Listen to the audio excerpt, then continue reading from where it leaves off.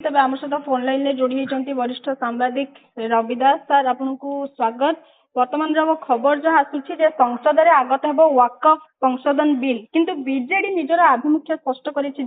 से बिल को समर्थन करना भोटिंग बेले अनुपस्थित बीजेडी तेज आप कौन कहे ए संपर्क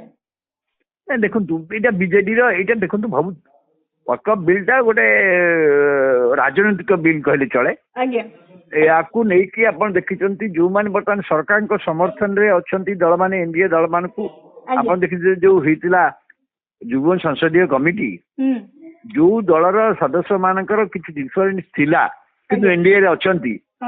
जमी तेलुगु देशम है जेडीयू है इवन चिराग पास दल है एमान को समूह को जॉइंट पार्लियामेंट्री कमिटी दलर सदस्य रखाई तेणु से जो डिफरेन्स थिला से कहला पर कथा अनुसार किसी संशोधन कराई बीजेडी सेपरी किसी है एक बीजेडी यही बिल द्वारा से जानते मुस्लिम समुदाय टोटाली बिल विरुद्ध रे क्या धर्म संबंधी गोटे घटना जो मैंने भावुं से मुस्लिम धर्म अधिकार उपरे व्यवस्था उपरे यहाँ गोटे हस्तक्षेप भाया हो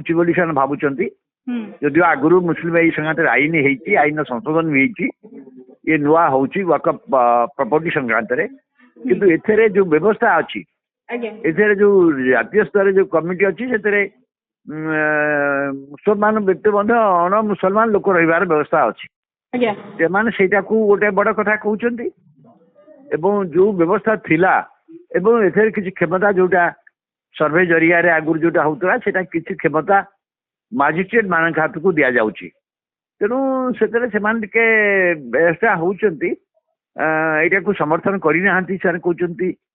पर्टिकुलर मेजर कथा हूँ कमिटी संक्रांत जो व्यवस्था हम आधे एतटा सरकारी हस्तक्षेप एवं शेष कमिटी कहले अन्न धर्म जो प्रॉपर्टी अच्छी हिंदू मान टेम्पल अच्छी से ट्रस्ट रे अण हिंदू को मेम्बर हो पार्टी इवन तिरुपति फिरुपति सबुठी तेणु ये कहीं ऑब्जेक्ट कर बीजेडी बिल संतुष्ट नुहे बीजेडी आप जानते ओडिशा रे एमानकर संख्यालघु मानकर गोटे सिक्युलर पार्टी बोली कहूँ एवं भारत वर्षर अन्य सिक्युलर पार्टी माने जो बीजेडी एनडीए संगे नहांती सी समाजवादी पार्टी हो आरजेडी हो कांग्रेस दल हो तृणमूल कांग्रेस हो डीएमके हो इंडिया ब्लॉक सब दल को विरोध कर किंतु ये विरोध कले ये गोटे कहला विरोध करेंगे किंतु भोट दान रे करेंगे ना भोट दान समय गृह अर्जन करेंगे कि बिल की समर्थन करूना जरिया से गोटा मेसेज दौरान संख्यालघु संप्रदाय को देश में देले ओडिशा रे बंध देले ये सेमानकर जो सिक्युलर कैरेक्टर अब्याहत अच्छी तेबे संसद रे जो वाकफ बिल भोटिंग रो बीजेडी विरोध रहुची एथरु कोन संकेत मिलुची आपनकर मतामत कोन रहबो नहीं एथर संकेत मिलुची जे सेमाने तांकर जो ये जो सिक्युलर संख्यालघु मानकर समर्थन ओडिशा रे तांको मिलुची एवं जेहेतु संख्यालघु माने विशेष मुस्लिम माने ई बिल रो तीव्र विरोधी आप जानते सारा भारत वर्ष में विरुद्ध से आंदोलन करूँ बीजेडी से हिसाब सामिल होनी एवं जॉइंट पार्लियामेंट्री कमिटी जो होता से बीजेडी कौन सदस्य को न्याय नाला किंतु जो मैंने अन्य एनडीए सांगे अच्छा एनडीए सहित अच्छा कहली तेलुगु देशम है जेडीयू है आप चिराग पासवान दल है एमानु किंतु joint selection committee parliamentary committee member मान को रखाई तेणु किसी कथा को संशोधन रे स्थानीय कराई किंतु आप देखिए यही बिल जो सुपारिश करी सर्वसम्मति हो पारी जो इंडिया ब्लॉक समस्त सदस्य माने ए बिल विरुद्ध रे भिन्न मत देइछंती जोटा कि स्थानीय रही समस्त ग्रहणयोग्य बिल नुहे सपा आरजेडी टीएमसी एमाने सब वाकफ बिल विपक्ष रे रहउछंती नियति भाबरे तबे यार संशोधन हवा जरूरी कि नहीं देखो ये दीटा दिग अच्छी यार संशोधन आवश्यकता अच्छी कि संशोधन कर कथा आगुरी संशोधन हेनी कहीं किंतु जो भाव में देश परिस्थिति बर्तमान होती मुस्लिम मान विरुद्ध जो भाव चली गोटे कर भावुं यहाँ फर्दर वकफ प्रॉपर्टी जरिया ଆକୁ ମଧ୍ୟ ବି ସରକାର ନିୟନ୍ତ୍ରଣ କରିନେବା ପାଇଁକା ଗୋଟେ ବ୍ୟବସ୍ଥା କରୁଛନ୍ତି ଆ ଫଳରେ। ଆଜ୍ଞା ଏବଂ ୱାକଫ ପ୍ରପର୍ଟି ଜାଣିଛନ୍ତି ଯୋଉମାନେ ସମ୍ପ୍ରଦାୟ ଲୋକମାନେ ଦାନ ସୂତ୍ରରେ ଆସିଥାଏ ୱାକଫ ପ୍ରପର୍ଟି ଆସିଥାଏ ସେଇ ସମ୍ପତ୍ତିରୁ ସେମାନେ ଏଇ ସମ୍ପ୍ରଦାୟର ଲୋକମାନଙ୍କର ଗରିବ ଲୋକମାନଙ୍କର ଇଏ ଶିକ୍ଷା ଫିକ୍ଷା ସବୁଥିରେ ଖର୍ଚ୍ଚ କରିବା କଥା। ଆଜ୍ଞା ଏବଂ ସେମାନଙ୍କର କହିବା କଥା ହଉଛି ଅନୁମାନ ଯୋଉମାନେ କହୁଛନ୍ତି ଏତେ ପ୍ରପର୍ଟି ଥାଇକି ମଧ୍ୟ ବି ଏତେ କହିଛନ୍ତି ଏମାନେ କ'ଣ ଲୋକମାନଙ୍କର ଶିକ୍ଷାରେ ତାଙ୍କ ସ୍କିଲ୍ ଡେଭଲପମେଣ୍ଟ କରିବାରେ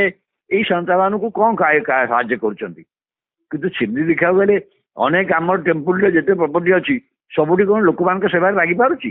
ଲାଗିପାରୁନି। ଆଜ୍ଞା ତେଣୁ ସେ କୋଶ୍ଚିନ୍ ପଚାରେ କିନ୍ତୁ ଯାହା ହେଲେ ମଧ୍ୟ ବି ସେମାନଙ୍କ ଯେହେତୁ ତାଙ୍କ ଧର୍ମ ସମ୍ବନ୍ଧୀୟ ଗୋଟେ ବିଷୟ ସେଇଟା ସେମାନେ ସେଥିରେ ଡାଇଲଗ ମାଧ୍ୟମରେ ଆଲୋଚନା ମାଧ୍ୟମରେ ସେମାନଙ୍କୁ ମଙ୍ଗା ଯାଇପାରିଥାନ୍ତା ଏକମତ କରାଯାଇ ପାରିଥାନ୍ତା। ନ ହେଇପାରିବ ବୋଲି ନୁହଁ ସଂଶୋଧନ ନ ହେବା ଉଚିତ ବୋଲି ମୁଁ କହିବି ସଂଶୋଧନର ହୁଏତ ଆବଶ୍ୟକତା ଥିଲା କିନ୍ତୁ କିପରି ଭାବରେ ସଂଶୋଧନ ହେବ ସେମାନଙ୍କୁ ସମ୍ପୂର୍ଣ୍ଣ ଭାବରେ ଅଣଦେଖା କରିକି ସେମାନଙ୍କୁ ସେମିତି ବର୍ତ୍ତମାନ କ'ଣ ଭାରତ ବର୍ଷର ଗୋଟେ ଆଟମୋସ୍ଫିୟର ହେଇଯାଇଛି ଯେ ମୁସଲିମ ମାନେ ନିଜକୁ ଫିଲ୍ କରୁଛନ୍ତି ଧୀରେ ଧୀରେ ତାଙ୍କୁ ଯେଭଳି କରିଦେଲେ ଗୋଟେ ଦ୍ୱିତୀୟ ଶ୍ରେଣୀ ନାଗରିକର ସ୍ଥିତିକି ଯାଇଛନ୍ତି। ତେଣୁ ସେମାନଙ୍କ ଭିତରେ ଗୋଟେ ଅଛି କ୍ଷୋଭ ଅଛି ଏବଂ ଏଇ ବିଲ୍ ଜରିଆରେ ସେମାନେ ଆହୁରି ଫର୍ଦର ତାଙ୍କର ଯୋଉ ସମ୍ପତ୍ତି ତକ ଥିଲା ୱାକଫ ପ୍ରପର୍ଟି ଜରିଆରେ ତା ଉପରେ ମଧ୍ୟ ଗୋଟେ ସରକାରୀ ହସ୍ତକ୍ଷେପ କଥା ଭାବୁଛନ୍ତି ସେମାନେ ପରେ ହବ ବୋଲି ଦେଖାଯାଉ କ'ଣ ହଉଛି। କିନ୍ତୁ ମୋ ଧାରଣା ଏ ବିଲ୍ ପାସ୍ ହେଇଯିବ ଆଜ୍ଞା କାହିଁକିନା ଏନ୍ଡିଏ ସଦସ୍ୟମାନେ ସମସ୍ତେ ଏକଜୁଟ ହେଇଗଲେଣି କାରଣ ଇଣ୍ଡିଆର ଲୋକସଭାରେ ମେଜରିଟି ଅଛି ପାସ୍ ହବ। ରାଜ୍ୟସଭାରେ କ'ଣ ହବ ଦେଖିବା କଥା ମୁଁ ଭାବୁଛି ରାଜ୍ୟସଭାରେ ବି ହବାର କିଛି ଅସୁବିଧା ନ ହେଇପାରେ। ଇଭିନ୍ ୱିଥ୍ଡ୍ର କଲେ ମାନେ ମଧ୍ୟ ବିଜେଡି ସଦସ୍ୟମାନେ ଭୋଟ ଦେବେ ନାହିଁ ଓ ବିଜେଡି ସଦସ୍ୟମାନଙ୍କୁ ଛାଡ଼ିକି ତାଙ୍କର ସଂଖ୍ୟାଗରିଷ୍ଠତା ହେଇଯିବ ବୋଲି ହିସାବ କରାହେଉଛି।